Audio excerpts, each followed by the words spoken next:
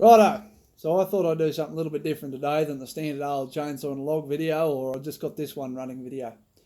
So I'll tell you a little bit about myself quickly so you know the angle I'm coming from here.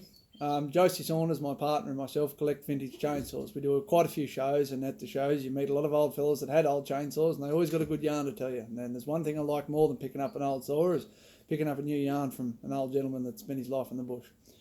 Last weekend before last, we did a Dungowan show, and a couple of real good personal friends of mine and Josie's joined us at Dungowan. Brett Gorman, Dan Gorman, they brought some really nice saws along. Mick McQuilty.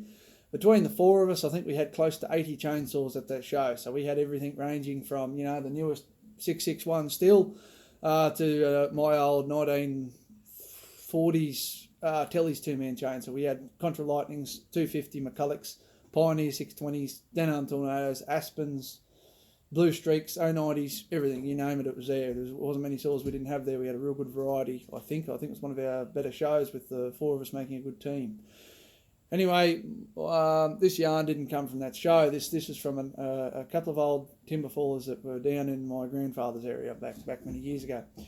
So back when chainsaws first come out, they were sort of a bit of no one really knew how to use them. I mean, they come out and they sort of took it on by storm. I mean, a lot of prototypes and a lot of stuff-ups and a lot of men killed and a lot of men made a good living out of them. It depends what side of it you come out on.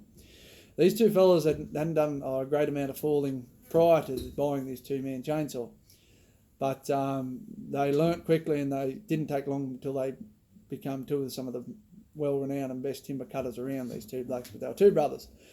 Anyway, so they worked with my grandfather, and they bought this Maul 7 two-man chainsaw. They're a real big machine. They're American-made. Look them up on Google. They're a pretty cool bit of kit.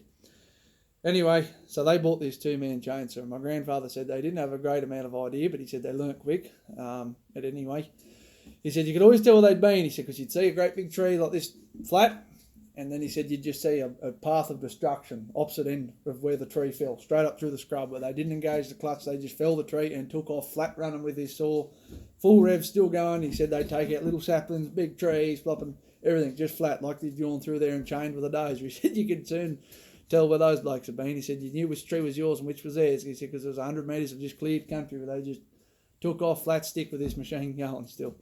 That was one of my favourite old yarns. I've got a few more I'll try and think of a bit later, but yeah, that's one of my favourite ones. Hopefully you all enjoy it.